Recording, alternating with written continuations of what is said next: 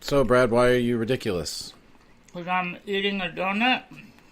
Yeah, you know donuts are bad for you, right? What do you mean ridiculous?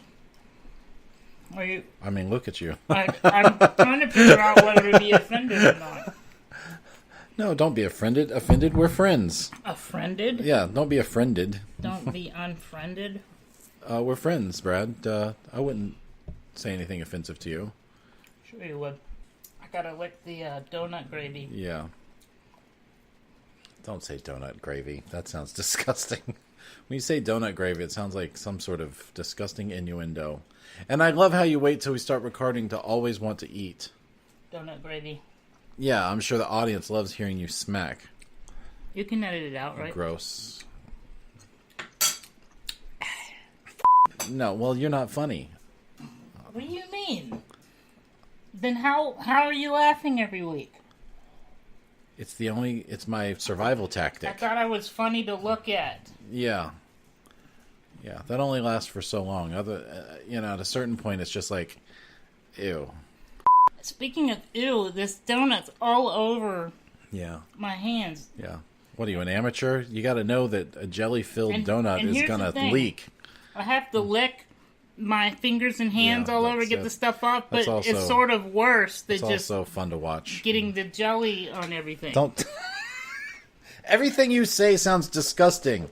Donut gravy, I'm getting the jelly on everything. Now I'm licking, and it's making it worse. What the fuck are you talking about? Oh my god.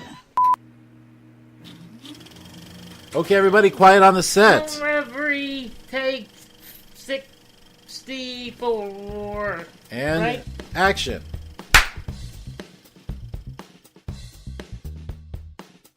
Hello, Film Reverie listeners. This is Michael Beckemeyer, and I am joined, as always, with by.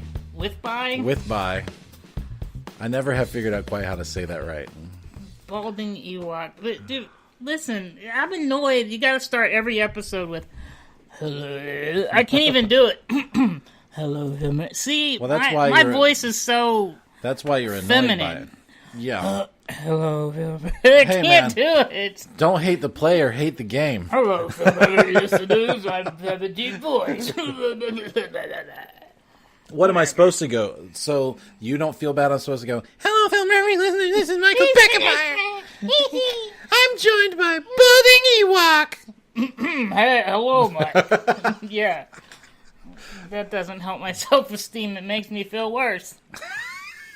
Speaking of Self-esteem. self-esteem, Okay. we're talking about characters and one of our biggest tools we use to write.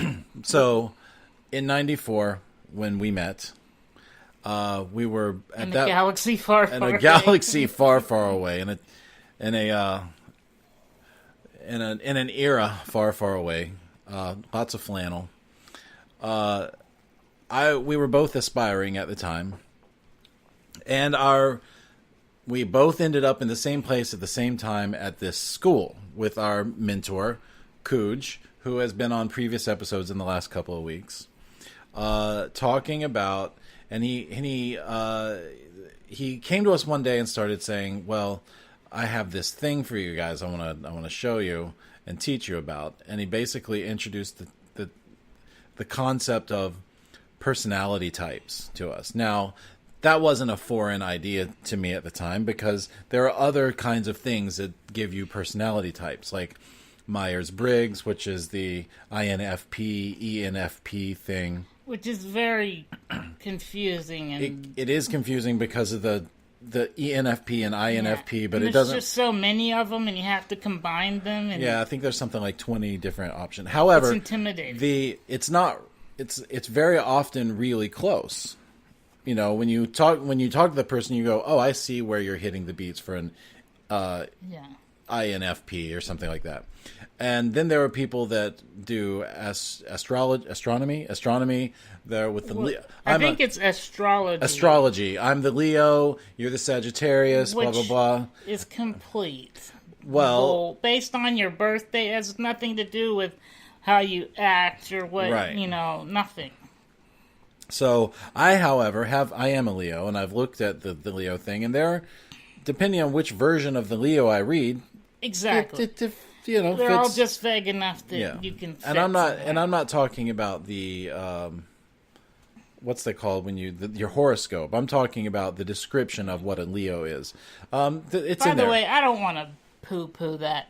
If that's your, we all have different ways of identifying people. I'm not going to say anything. Ours is better, obviously, but so it's fine. Whatever you use, we all have something. Like I used to say, this is an Aunt Karen person, or this is a Glory, or I had people in my life that had strong personality, definitive personalities. When I ran into someone that looked or sounded or acted like them, I would say that's them. But you and I found a sort of like a cheat sheet of basically 7 character types that really, this formula, we've tested it for 25 years. 25 years in movies and in real life on real people. And we've made some, adjustments and additions, but it is nearly flawless. It's like nearly perfect. We can't, every time we think we find, this isn't working, then we realize, we just had the wrong character on this person. It's, So we're going to present this information to you in a way that, think about this, how it applies to your life first. But the better you get at it, the more familiar you become with it. Like for us, it instantly became a writing tool because we started, instead of saying, what it does is just like the way the heroes and the villains and the 13 master plots of Hollywood, like we were talking about before, it demystifies, in a way, this demystifies humanity. Yes. You ever wonder why there's a certain type of person that always annoys the crap out of you? Well, it's because they're a blank. It's a melancholy, most likely. Yeah, we'll talk. Somebody like Brad. It's a me. Yeah. So Mario. But or if you find somewhere where you get a certain kind of person you always click with, well, maybe it's because of this. Anyway, you just so we started analyzing it using it as analysis in our life. Well, and really in movies, when we were watching in movies, school, like Cooge made movies a big deal, as you can tell from all of our lists. I mean, so anytime we would see a movie with him, or even if we didn't, he would ask us, okay, what character was it? And so we sort of forced us to analyze the characters in the movie to where that it was easier to use it in life. And then eventually we could use it in writing because we realized, my brother is this kind of character. And but then, so, I mean, just real quick, like even in writing when we wrote our script, I had the same character. You and I had pick the main character. Yeah.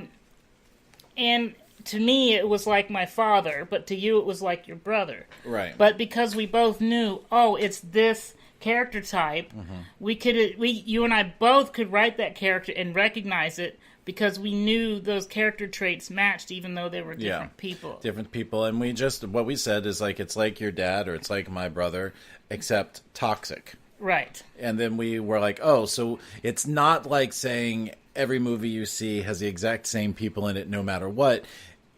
Of course, you add that unique piece of humanity in it, and that's where your writing or your human being analysis or people watching skills or anything like that, or listening to people, comes into play. But this thing is really just like a matrix, just another matrix that I will tell you, it has answered many questions in my life. Just wondering, why does that why does that person rub me the wrong way? Or why does my boyfriend or girlfriend, any question you might have, like, why is it that they just like rub me the wrong way? It's like rubbing against the grain. You can start to figure it out, and you can start to realize that people, a lot of the time, 99% of the time, they are not doing it on purpose. It's just their character. It's the way they were born. It's their personality trait. And then you can know, it's like, it's like the way people say, Leos should or shouldn't get with that other, astrology. Was it astrology? It's yes, astrology. It's like they say, Sagittarius shouldn't get with so and so, and it's the same thing, but it's more personal for you.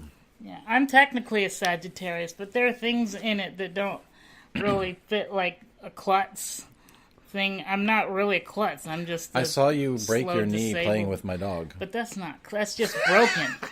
That's just I'm broken. I'm glass. I'm the guy glass. Yeah. So we know this is going to sound ridiculous, but there are 7 character types. And the problem with like the Myers-Briggs is that it's hard to keep track of. INFP, ENFP, the other abbreviations and nickname and stuff like that. So the model we started using is honestly, it's based off of the 7 dwarfs. And if you go and watch Snow White and the 7 dwarfs, the characters that we're describing to you will fill in perfectly with those animated characters that are so near and dear to everybody's hearts. They're kid movie cartoon versions of them, but they fit. And again, we're not telling you this to say this is how everybody's going to be forever, because there are so many variations on these things that we won't have time to get into in this particular episode.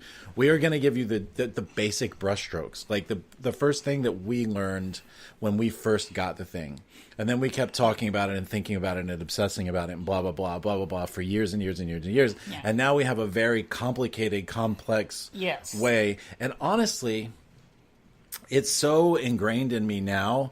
A lot of times when I sit down, I don't even think about, well, is this happy? I think I take that and then I flip it over on its head so many ways. So it's not really, it's just another way of coming up with an interesting character. It's like in the movie The Matrix, where the guys could look at the code on the screen and it just looks like a bunch of jumbled stuff to us, but they're like, this is a blonde, 6 foot tall, and this is a guy. In that same way, our brains, we've been doing it for so long that we have complicated it a lot, but it's just because because it's like when you get better at something, you can take it to the next level. And when you come across something new that you haven't before and you need to explain it, you kind of need to... We would always... we've been troubleshooting this a long time, so trying to see if we could break it, because we need to know if we're going to tell this to people or explain it, we need to know, what are the flaws? Yeah. Is it flawed?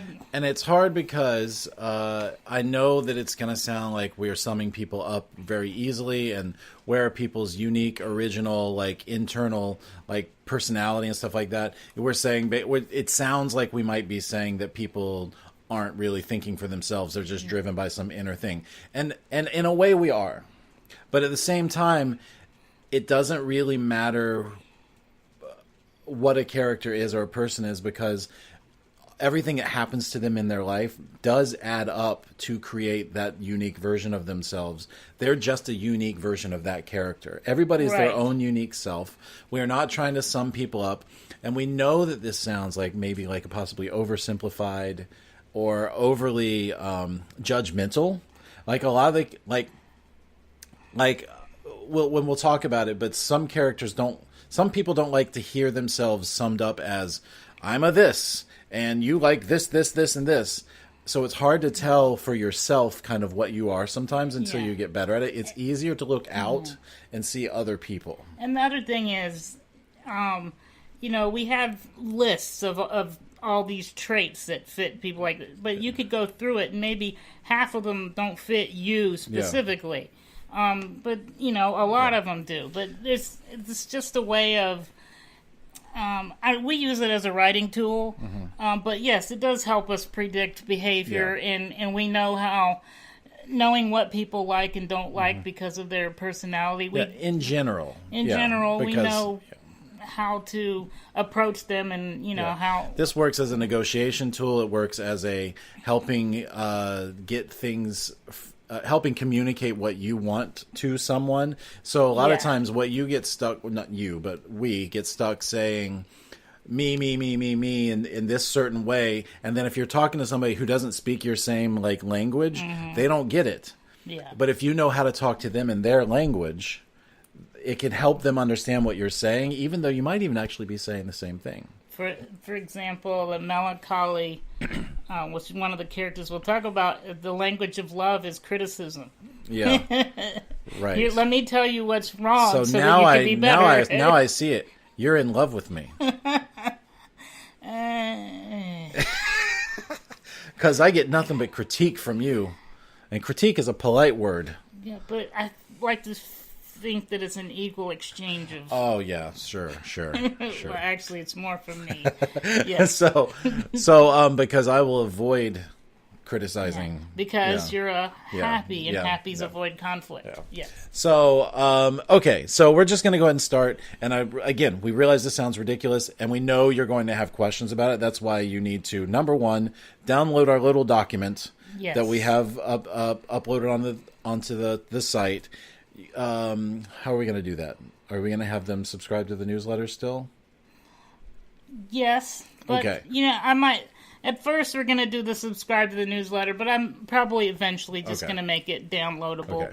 So, at some point, whatever. Anyway, you'll be able to download. Just go to the site. You can download the PDF.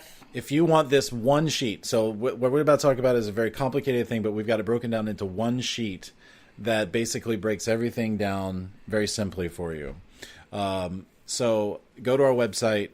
Subscribe to the newsletter, the mailing list, which we will not spam people. We haven't even sent one out yet, and we've been doing this for like 10 weeks. But just mailing list, and then follow along with this, because it gets complicated, and we've been talking about it for 25 years, so we're very, very familiar with it. It would be easier if you had something to follow along. And honestly, we'd love to have a dialogue, so... Facebook, Messenger, email, whatever. Ask us questions. We'll keep doing shows if you guys want to keep talking about it. So, okay, so we're just going to start at the top of the list. So there are 7 characters in this model that we have been swearing by for 25 something years now, and the first one on our list here is Dopey. Dopey. Which in the what do you call it? 7 Dwarves. In the 7 Dwarves, he was the he played dumb, I guess. Yeah, he was really smart, but he was like dopey, around. Yeah, to be underestimated. Yeah, so he can fly under the radar. So he's the one that got the kiss from Snow White. The second kiss. He's the only one that got 2. Yeah. So the defining characteristic of a Dopey is they are sagacious, which means wise and shrewd. In a practical way, sort of sneaky, sort of in a way, yes. Right? They like people to underestimate them. Yeah. Right, because they can be completely anonymous almost in a way. Yeah, they can go completely under the radar, unimpeded. Yeah. By the way, guys, when we're done going through this, we're going to spend a whole other episode in the next episode discussing these exact characters in movies, like the definitive characters of these characters in movies.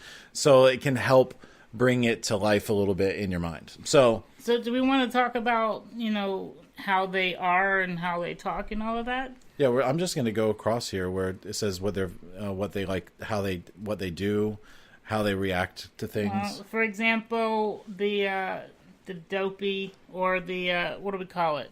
Sagacious character.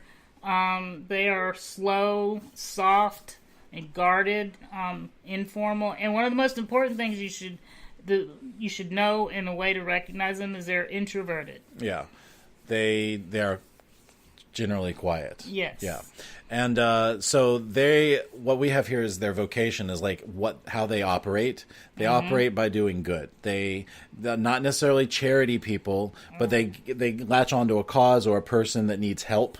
And then they figure out how to do that cause. And quite often, this is a way that I recognize them, is they're hidden do-gooders. They don't announce that they're doing the thing. They often like to have these big elaborate, sneaky things. Just I don't know. It's like no fun for them. If they just do a good thing, it's like, oh, that's boring. Let me bring them through what do you call it? Like one of those games, scavenger hunts. Yeah. Let me do a scavenger hunt thing, and then at the end they get this gift. They have to go sort of above and beyond in their do-gooding, but they don't announce it. You would never know. You kind of have to figure it out. Right. So the way they react, they're like what you said, the reactions. Like what we mean by that is they react to open-ended questions. So if you ask them a who, what, where, when, why, or how question, Right. The dopey is going to go, and think about it for a second before he speaks. Not because he's necessarily being sneaky, but because he's calculating what he should or should not share with you. Right. Right. The control of information is important to the sagacious. Sort of secretive in their operations. Right. They are. There's a subterfuge in the way they operate. It's very need to know basis. Yeah, very need to know. Right. They are hilarious, by the way. Some of my favorite characters are dopies. I wish we had time to talk about the movie characters. We're just not going to do that this time. We can have so much fun talking about what's it. his name? The Late Show. David Letterman. Right, but the new one. What's his name? Colbert. Stephen Colbert. Everything, even the character he played, he is in my opinion, the quintessential dopey. All of his jokes are, if you kind of have to pay attention and read between the lines. Yeah. It's always a hidden little jab. You could say the quintessential dopey in movies, which you can maybe just give one example in each, is Kaiser Soze. I was going to say, from The Usual Suspects. Which is all about, he was right, one of the dopey's greatest joys is like to be right there in the room. Yeah. And you not know it.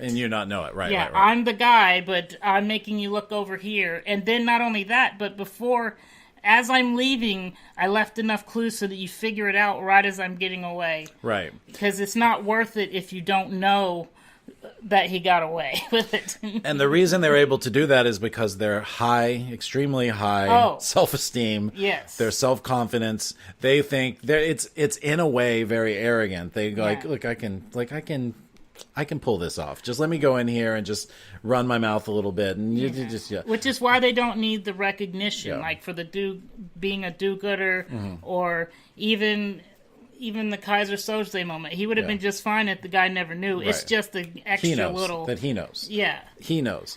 But so their self-esteem is so high, they don't need you to know. They don't need you to give them credit. They're in it for the game. Another good example of a dopey is Fletch. Oh, the Chevy Chase Fletch. If you've seen it, this old movie. Yeah. They appear as self-ignoring or invisible. They just kind of blend into the back of the room somehow, or they disappear somehow.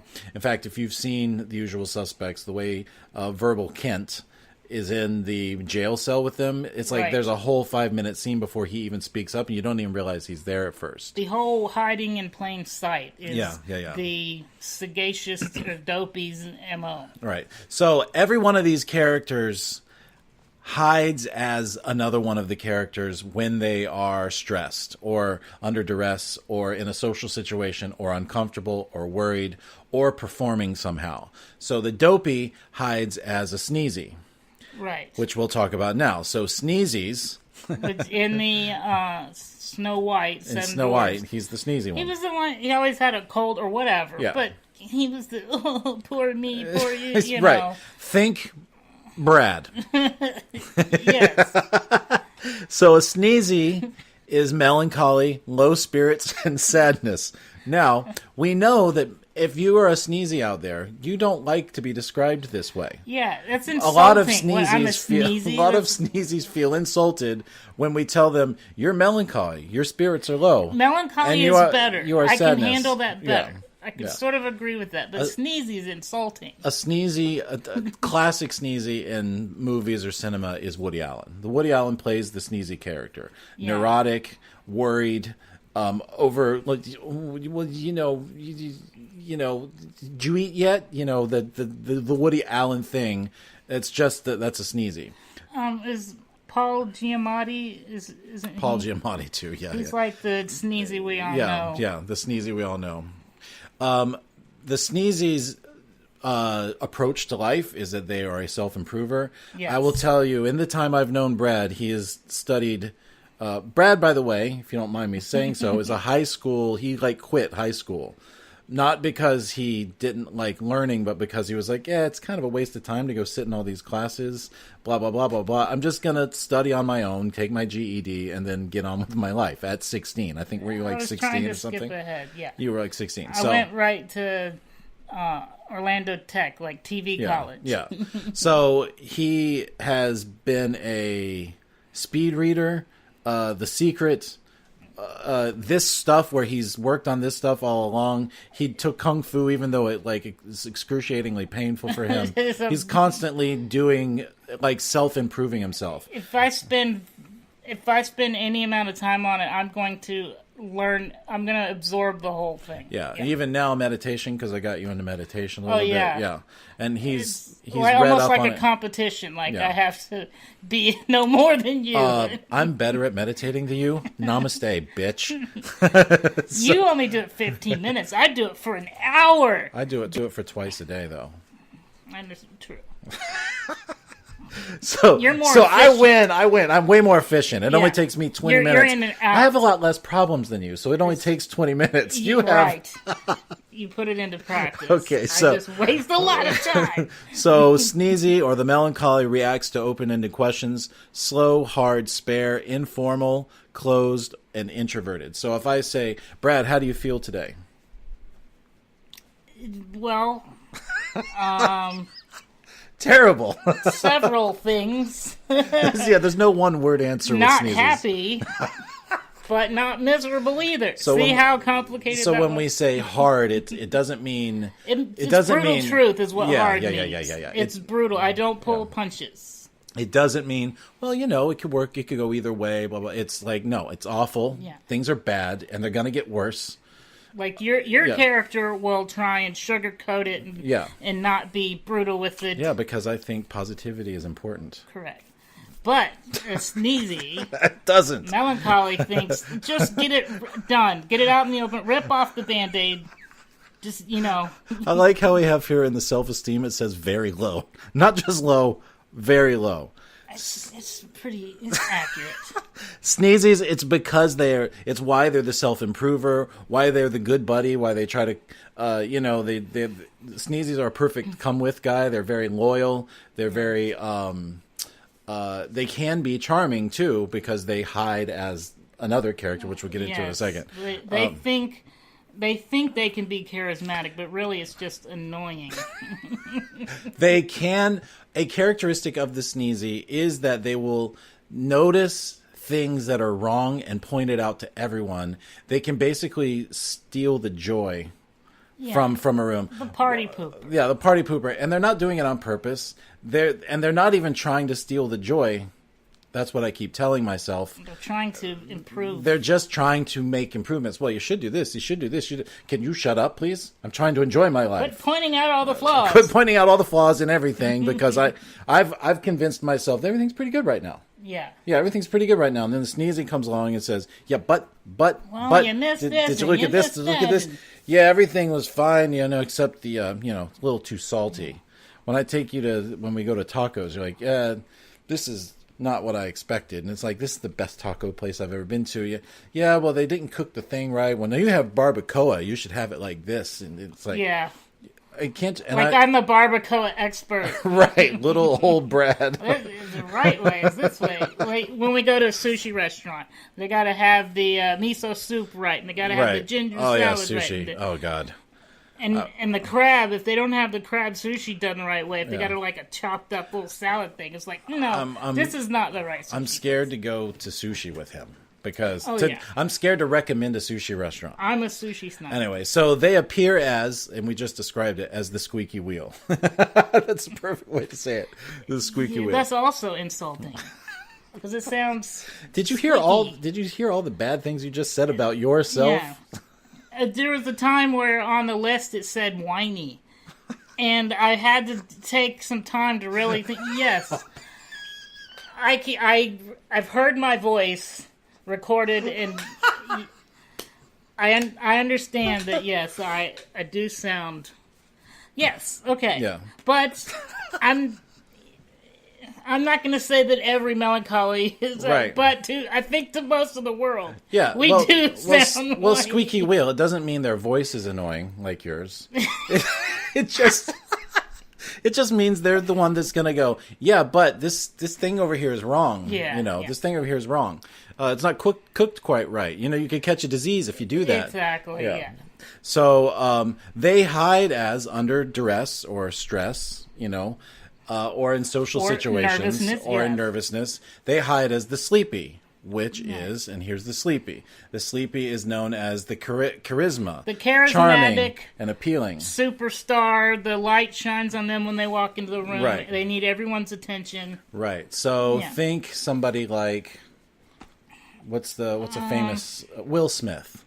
Will Smith is the definitive, in my mind, is one of the definitive charismatic people. He's always funny. He's always on point. He's always on his game. He is charming, entertaining. George Clooney is another good example. Just somebody that always has the right thing to say in the right moment, and they're effortless in it. They're not trying. Yeah. They're not even bullshitting. They're just that's just how they operate. They're very smooth and almost seductive with their charisma. Yeah. A lot of the James Bonds, at least the older ones, not the Daniel Craig. Until Daniel Craig, James Bond was a sleepy. But he can't save the world without bagging a couple of the women, even the bad women. Yeah, and they aren't even full of it, really. They're just, that's just how they are. Yeah, and they just draw people into them. It can be perceived that they're bullshitters, they're liars. But what it is, because my father is one, your brother is one. Yeah. They exaggerate the truth, and at the time they mean it. They're serious about it, and that's how they feel about it. Yeah. But then later on, they're when they're in a different room with a different group of people, they find out that there's wait a minute, different truth. There's a different truth, and they are just charming in that way. They are the experts at telling you what you want to hear. Right. Yes. They have an instinct of this is what this person wants to hear, so that I can get what I want. Yeah. Their job in life is to be the good buddy. Hey, buddy, how's it going, bro? What's up? Hey, man, you look great. Did you lose some weight? Right, the salesman. Salesman. The car salesman. Yeah. They support. They make light of situations. They've always got a good joke or a funny story. But when they tell a good joke or a funny story, it's a story where they're the main character in the story. Yes. It's like my brother is a sleepy. He has some of the most heroic tales of things that might have been just small blips in reality, but he's turned it into somebody needs to make a movie about this. Bigger than life. Larger than life. Yeah. And the sleepy is quick. They're fast-witted. When you ask them an open-ended question, they're like, hell yeah. Soft, informal, meaning they are, they're crass. No, not crass. I'm just thinking informal, meaning they're casual with you. It's not. But even their language, they don't use fancy words or whatever. They use whatever. The signature of the sleepy or the charismatic is that they create their own words. If they say words that you've never heard before and you're not sure in a dictionary, you could be talking to a sleepy. They are closed-worded, meaning they're like it's definitive. When they speak, there's no doubt left in your mind what they're saying. Even though they can't back it up and it's not factual. Right. It is the truth when they say it. And they're incredibly extroverted. They're the life of the party. Everybody loves them. My brother has so many people that think he is their best friend. And it's not because he's not. My brother has a best friend, and they aren't all the other people that think my brother's their best friend, but they think of my brother as their best friend because he's charmed them for the last 10 years. You know what I mean? And it's not like he's unreliable. He'll go help you move. He'll help you do all this stuff. He'll do, hey buddy, let's just get it done. You need some help? I think I know somebody who can help you with that. Blah, blah, blah. Let me get you a phone call. Stuff like that. They're just the buddy, and everybody thinks that they're the best friend. And the self-esteem it's not low and it's not high. Yeah. It's sort of a moderate to low. Yeah. And I say that because they need, they feed off of, the other people's opinions. Yeah, not just opinions, but they care about what people think about them. Right. So they need the good feedback. The reason every story is about them pulling off the big mission is because they're trying to impress. They're Yes. imploring to somebody. They need to know that they are loved and that people care about them and notice them and like But at them. the same time, they also have the absolute confidence to walk into a room of people that they don't know, stand in the middle of it, and start telling that story. So it's like it is a moderate. It's moderate Yeah. because they need to work so hard for that. Yeah. But also they do have the self-confidence to just do stuff that no other character would do. Their instinct, we've already covered it, is to charm. They're just charming people. Again, they don't think of themselves as full of it. They think of themselves as, hey, I gave that guy a compliment. He probably really needed to hear that. I made that guy's day. For that moment I was in his life, Yeah. he was better. And self-effacing, I've seen many interviews with George Clooney who pokes fun at himself for, like, I'm the guy who was in the worst Batman movie, stuff like that. I was the guy that ruined the Batman series, stuff like that. He says that about himself so that he comes off as, sort of humble, but also, hey, this guy's not full of himself. He's not pretentious. And that is another sign is their cruel humor.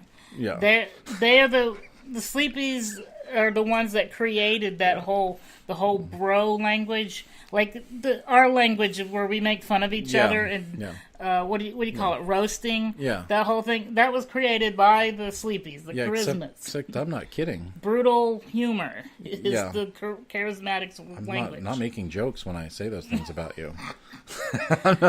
So honesty is the best. So a sleepy, when they are under stress or when they get mad or angry or upset about something, nervous, they instantly click it. Or when they're lying, when their character is sort of challenged, they kick into what's called grumpy, grumpy mode, or choleric.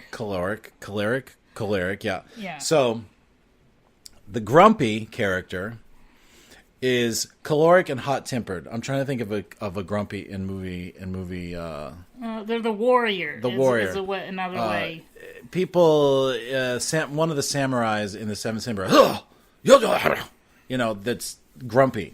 Yeah, I'm trying to think of some grumpies, but some of the people I think of that are grumpy, like Jack Nicholson's character, was really just a toxic dopey who was just annoyed at everything. Okay, so here's the grumpy I can think of off the top of my head. It is George Clooney, but he's playing a grumpy. He's not playing a charismatic character. He's playing a grumpy in the vampire movie. Oh, Dusk Till Dawn. From Dusk Till Dawn. George Clooney's character in that movie is a grumpy. He will punch you in the face and ask questions later. By the way, Samuel Jackson is any character he plays is a perfect example of a sleepy who goes grumpy. When he yells and these motherfuckers,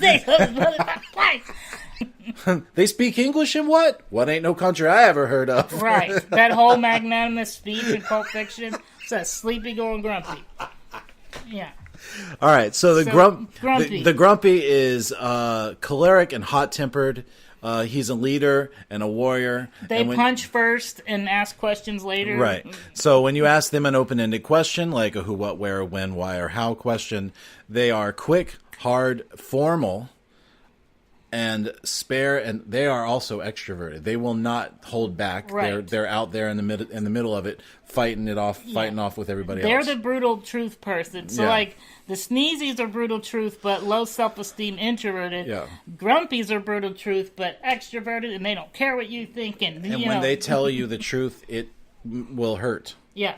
But it's not because they're mean. It is because that's just how they speak. Yeah. Like, we don't have a lot of time to waste here. They don't bullshit. Yeah.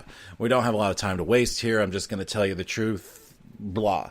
But grumpies are incredibly loyal people. They are fight with you till the end. They are the defenders. You have bullies. It could be any personality type, to be honest with you. But grumpies are the ones that fight the bullies. Grumpies hate bullies. They're like the anti-bullies. If they find out someone bullied you, they're the ones that are going to knock some sense into them. Their self-esteem, because of that, their self-esteem is high. They don't really need anybody. They don't need anybody's acceptance or they don't need to please anybody. Yeah. They are going to be by themselves or with a troop of people that's following them behind. Eat one way or the other, it doesn't matter to them. They truly don't care what other people think. Their instinct is to challenge, meaning, why do you like that? What you know this ridiculous, right? Like, why are you doing this? Give me a good answer, and I will, I'll agree with you. But Yes. yeah, we have. By the way, they're always right, but without proof. Yeah. Like, it's just their opinion. It's sort of how they feel. They feel that they're right, so they will defend that with just whatever can come to their mind. But you can prove to them. I mean, it will take a fight, but you can show them scientific proof, and eventually they will admit once they're not mad anymore, or what do you call it? Passionate. Yeah. But grumpies are very passionate. So if you wait until they're not in that mode anymore, then they can be logical, and you can talk some sense into them. They appear as self-conscious, meaning aware of themselves, you think? Right. Okay. I think they're more self-effacing than Charisma. But see, Charisma uses it as a joke or as to get in good with people. Grumpies are just brutally honest. Like, I know I'm ugly, or I know they just come right out and say whatever the flaw is, and it doesn't hurt their feelings. Really, it's just a fact. One of our most beloved characters in our life is a guy named Buffy. His real name is Ramaward Sinanan Singh. Wow. And when he became a video engineer back when he was a younger, he's older than us, but when he was young, he walked in and said, "Hey, what's your name?" The guy says, he's from the West Indies. He's from Trinidad. Ramaward Sinanan Singh. And the guy goes, "Okay, I'm going to call you Buffy." And the name stuck. But think of the name Buffy, and you would not ever imagine what this guy... By the way, Buffy the Vampire Slayer was grumpy. Oh, okay. That total warrior, kick-ass, didn't need the facts. You're a monster, I need to kill you. Yeah, I never really watched that show. I watched it for a couple of seasons. Yeah. So Buffy, he's got messy hair. He hasn't shaved in a couple of weeks. His shirt's untucked. He's wrinkled, but he's one of the smartest guys you will ever meet. And one day when I walked into work and I asked him, "Hey, Buffy, how's it going?" "No," was his response. I asked, "How's it going, Buffy?" "No." "You can't talk to me now until I get my coffee mic." "No." I was like, "Oh, okay." But he wasn't saying it to be mean. That's just, I'm getting my coffee, don't talk to me right now. Yeah. That sort of thing. By the way, I need to just explain that grumpies are grizzly bears on the outside, but teddy bears on the inside. Yeah. And that's one thing that just totally unintimidates grumpies and warriors to me, and so that they don't, I'm not intimidated, is I immediately know that they are a teddy bear on the inside, and this is all just bark. Their bark is often worse than the bite. And you love them. If you meet a good grumpy, they're just they're great, and they're hilarious too. They're not trying to be funny, but they are funny because some of the stuff that they say, just without even thinking about it, is, how do people talk like that without everybody hating you? How do you do that? They are they can be very intimidating though.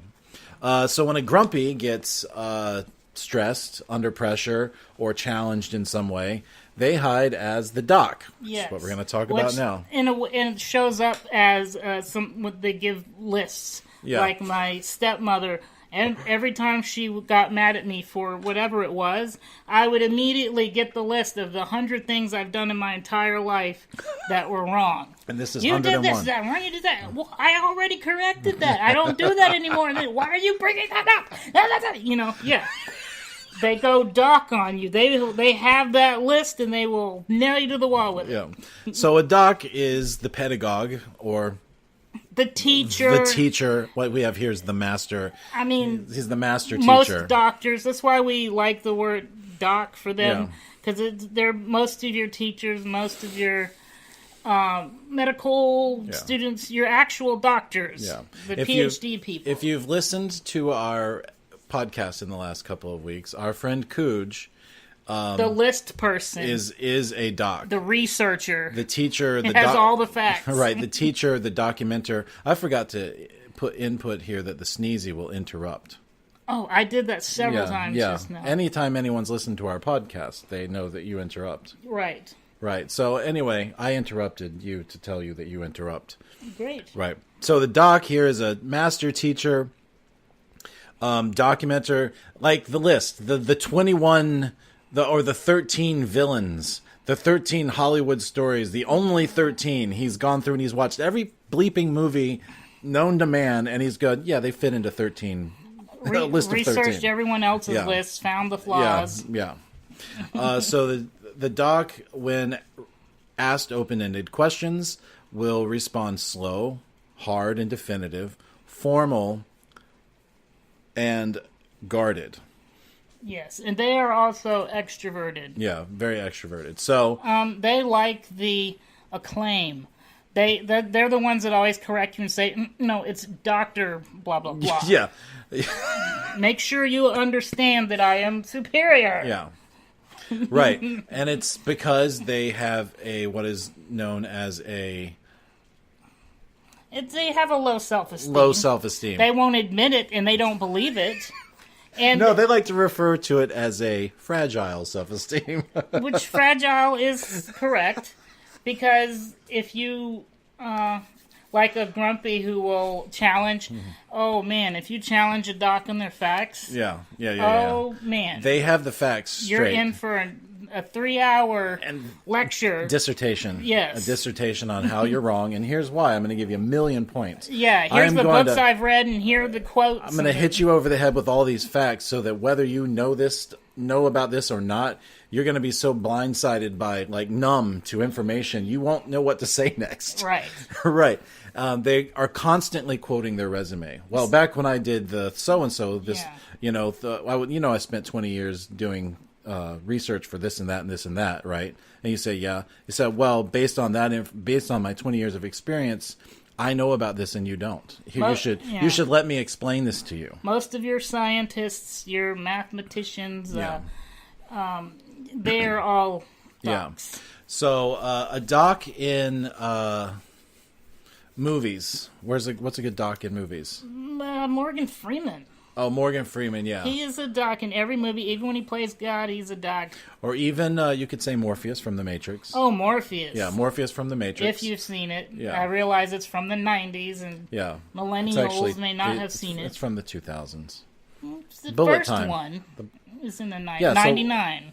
Oh, okay. I was about to say the first one's from the 2000s, but the other ones go backwards. No, first one was 99, the other ones are in the 2000s. So not Morgan Freeman. However, Morgan Freeman is a good Morpheus. one. Morpheus from The Matrix is, let me show you about The Matrix, but he's sort of got a shit-eating grin a lot of the time. He's like, you will figure this out. You choose the blue pill or the red pill. Free your mind. He's just teaching the whole time. He's the...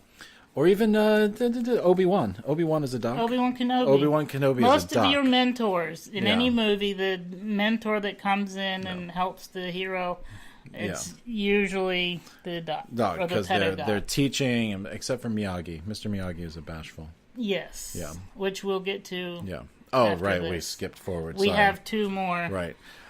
So the doc is professional, detached, and condescending. He can come off... And his dominant instinct is to prove. He's constantly trying to prove himself. We say but his or her. Yeah. All of these are his or her. His or her, right. Like, in my mind, I have a person that I think of when I think of a doc, and it's a him. So their instinct is to prove. Prove their point, prove the facts, prove why they're right and you're wrong, or prove why something else is right and you're wrong. Like, most of these lists that we have are in direct reaction to...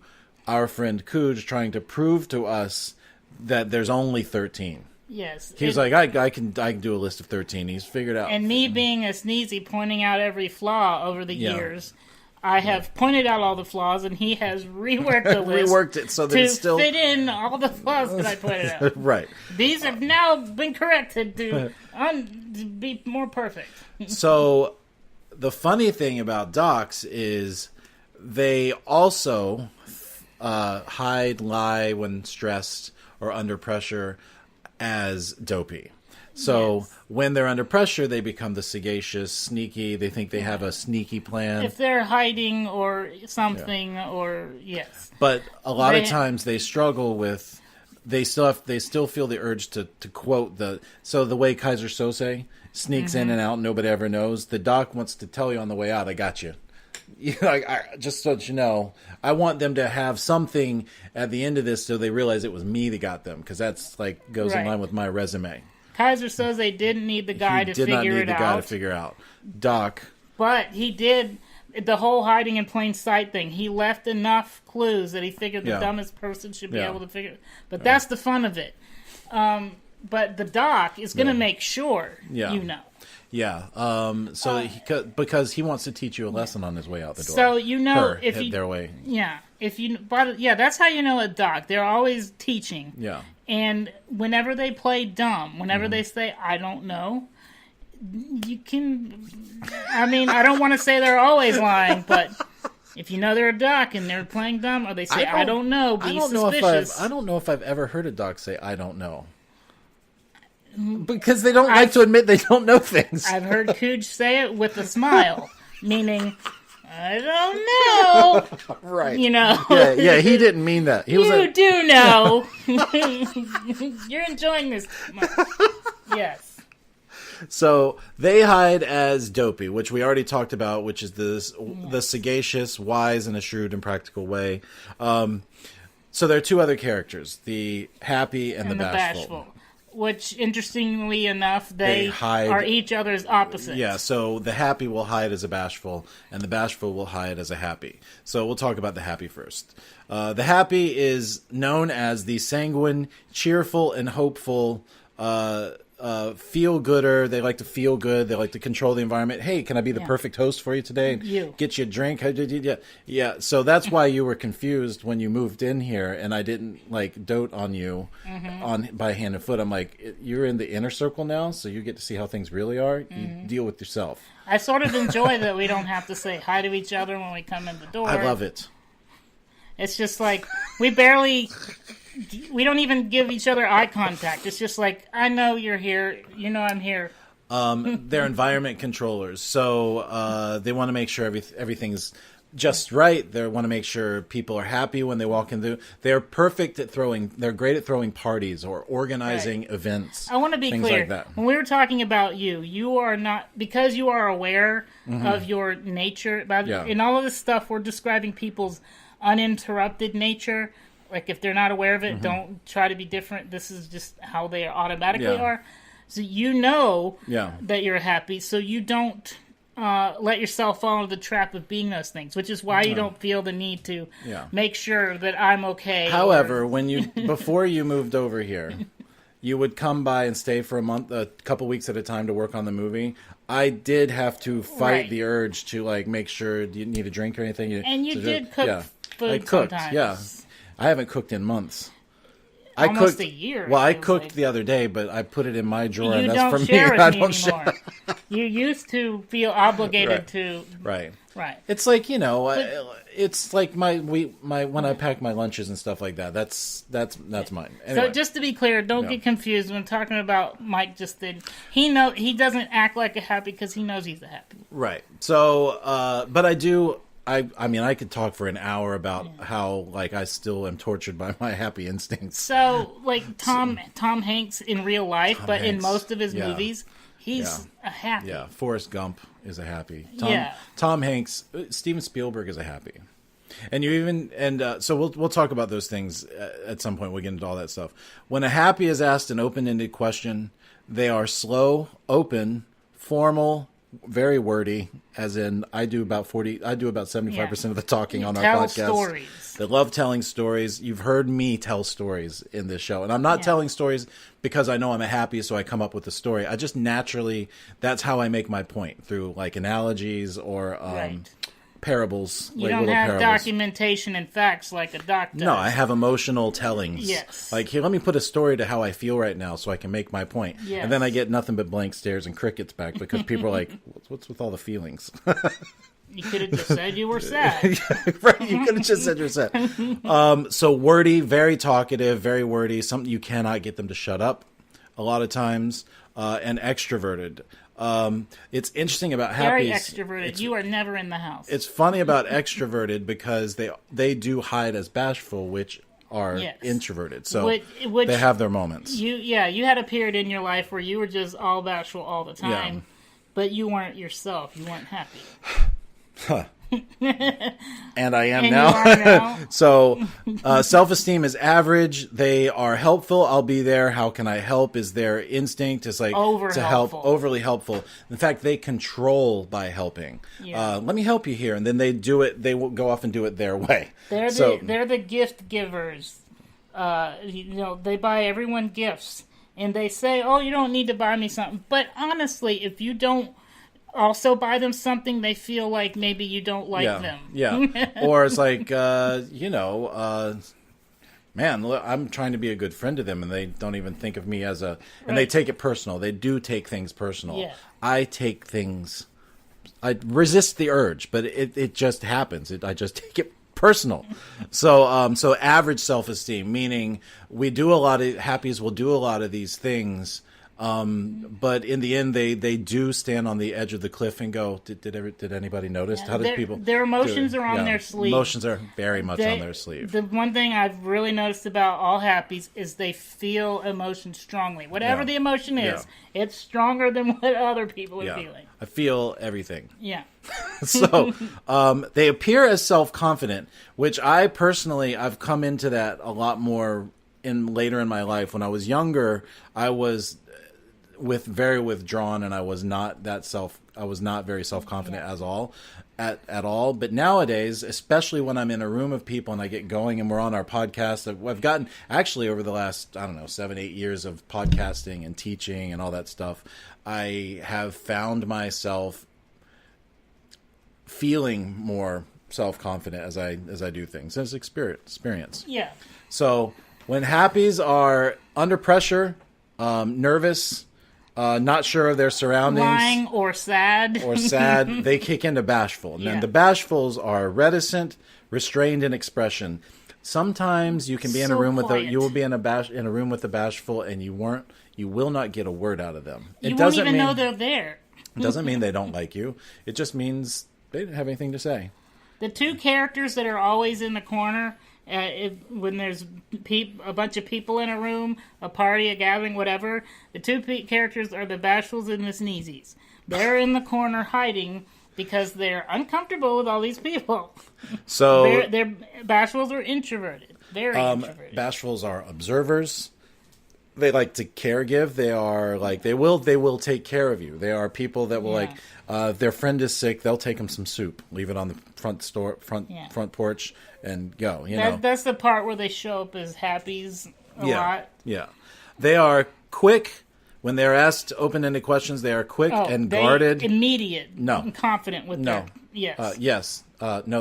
No, I don't think so. That it's like that. They don't have to think about it because, by the way, in all the time when you're talking and they're not, they're already thinking about it. And they've already decided they know what you're going to ask them. So they've thought about the answer already. Yeah. So they're usually well prepared. Very formal, very soft, and very introverted. Yeah. Even how they dress. We haven't even gotten into how each character dresses. But, I mean, even how Bashful's dress is very... suit, not necessarily suit and tie, but formal. It's casual, formal. They're always Happies might have the loose T-shirts and the whatever, very relaxed and comfortable. But a Bashful's going to be perfect, sharp. Yeah, they're going to be perfect. Yeah, maybe dressed casually, but it's going to be perfected sharp, casual. Yeah. They're because they don't need anyone or anything. They are very self-sufficient. They have a very high self-esteem. Their instinct is to question. They'll ask you questions like, "What about this?" And it's something that you can tell you're being sort of like painted into a corner by a bashful. Yes. What about this? And you answer, and they go, "Okay, so what about that then?" I like to call them bashful ambushes. Yeah, they're like ambushes. They come out of nowhere and nail you. So think of the entire Asian culture is they're stereotypically bashful. Yeah, it's a nation of bashfuls because they decided that as a culture they prefer to be what do you call it? Reticent, respectful. Yeah, respectful, bow, quiet.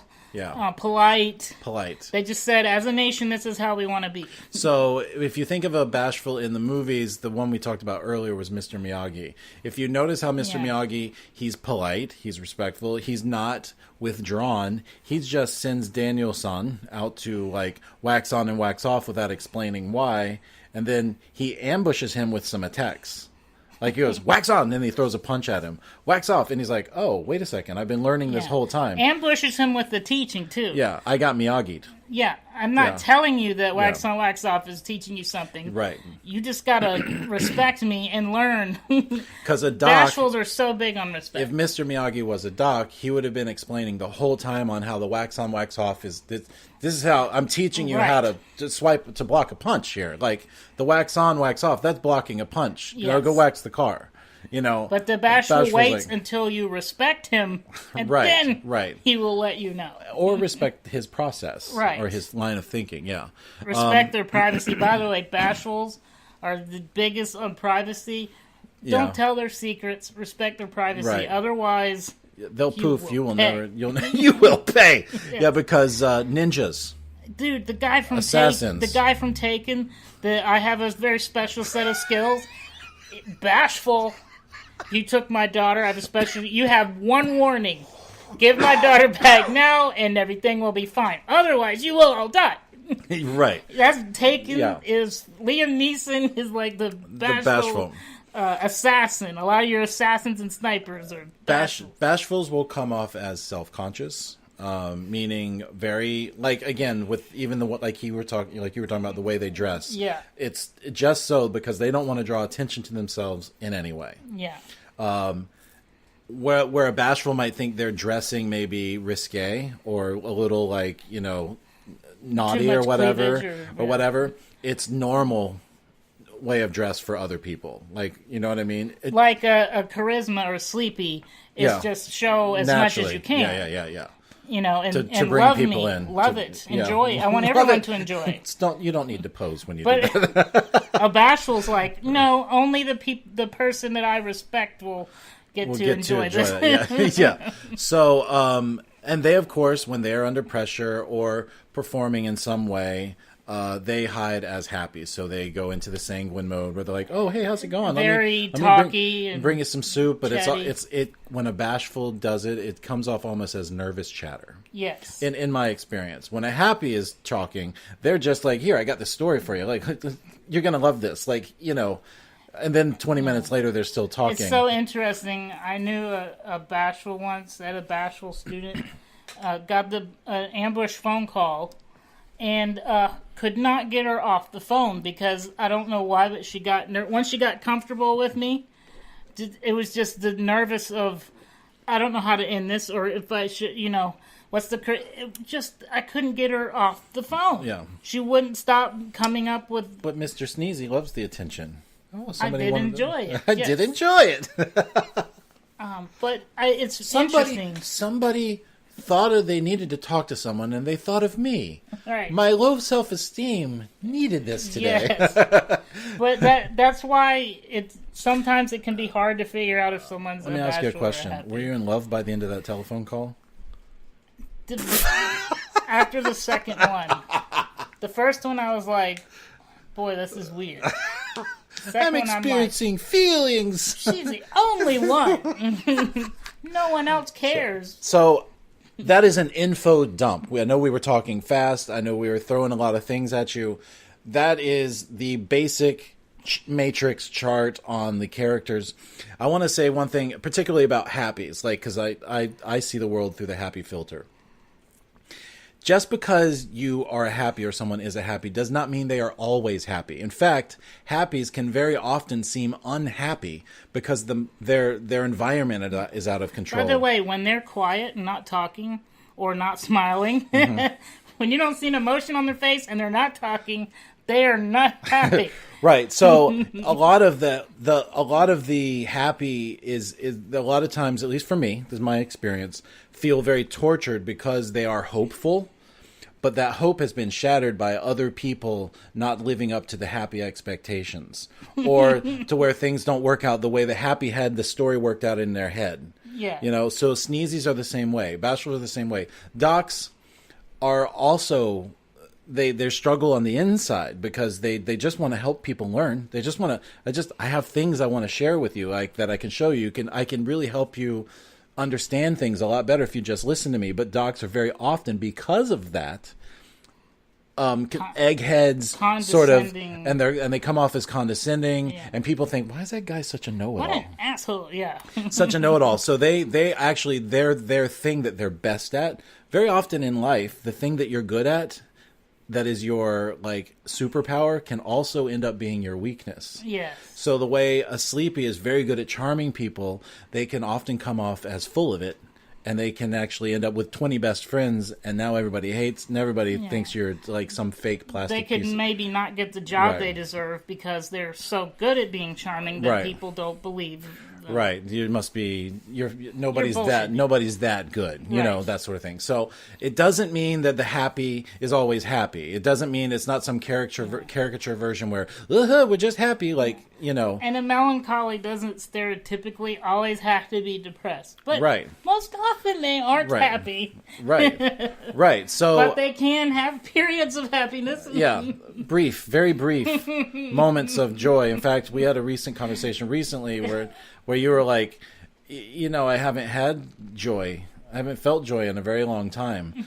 But when you have it, you notice it because it's, what was that all of a sudden? But to you, it all looks the same. You can't tell that I experienced joy. Well, when a sneezy is experiencing joy, he can't really enjoy it because he knows it's going to end soon. Right. So he goes straight to, well, it's all going to crash and burn anyway. I don't want to get my hopes up of enjoying this too much. So, because we know that the low is going to be so much lower if we enjoy it. If you enjoy the high, that's what I've always said about the happy. They get so hopeful that the best picture idea is in their head of the way things could or should be, and then when it's not, they sink lower and lower and lower, and they struggle because they want to be happy. That's why they're unhappy a lot of times. By the way, after all this that we've said, I just have to say, I'm so annoyed. We'll wrap this up after this. I've seen so many times, there are people that aren't aware that we all have these natures and personalities. So I hear people say, well, I just try to be happy all the time. I'm just trying to be positive. You should be positive. It doesn't work that way. You can't just decide, I'm going to be positive. I'm going to say positive things, and then it will turn it around. I should smile all the time. No, because I will be fake smiling all the time, saying lies that I don't believe. You can't force happiness onto someone who is a melancholy, and you can't force sadness onto a happy necessarily. Right. But you can rain on their parade. Yeah, you can rain on their parade and then ruin it all. Yeah. The perfect happy in a movie, perfect example of that, a happy in a movie, is George Bailey from It's a Wonderful Life. If you've seen that movie, he's just trying to help people. He just wants to help, but it tortures him on the inside because he gets to a point where he doesn't believe that it's done any good. So he gets more. He's done a great job of being everybody's friend and helping everybody, doing the right thing, and like consciously and controlling the environment and being hopeful. Maybe this will work and maybe that will work. But then the further along he goes in life, the more and more his hope is crushed and squashed, and he becomes suicidal. So he's not a very, air quotes, happy person when the movie starts. He just is a happy, and that's why he's not very happy. Yeah. When the movie starts. Speaking of a happy, I was just thinking, Jimmy Fallon. Oh yeah, he's a great happy. That's a happy. And I was thinking of Sneezy. What was it? TV. Oh, Jon Stewart. The Daily Show with Jon Stewart. Also George Costanza. Oh, from George Seinfeld. Costanza from Seinfeld. Yes. But Jon Stewart he's a Why can't I think of a good grumpy? The ones that are yelling at everyone else. Yeah, we'll come up with some, but we have a whole list of things how they show up in movies and stuff. Anyway, that's it. So this is very brief. If you need to go back and listen to this, and don't forget to go subscribe to our mailing list so you can get this document to look at. I thought of a grumpy. You can't handle the truth. That was a grumpy. Doing what's right. Yeah. Because I defend you. Nathan Jessup from the A Few Good Men. Yeah. You Jack can't Nicholson. handle the truth. Yeah. I defend your freedom. Yeah. So doing that cruelty was necessary. Yeah, necessary. Yeah. Yeah. It might hurt some feelings, but I was doing the right thing. All right, so that's it for this. That's it for this time. We will be back in subsequent episodes to talk further about these characters. We realize it's a lot, but really think about it. Think about your people in your life, your boss, your mom, your dad. What characters do they Pick come up as? Pick your favorite movie and try and figure out which one of these they are. Who's who? Tell us your favorite characters in your favorite movies. Let's start a discussion.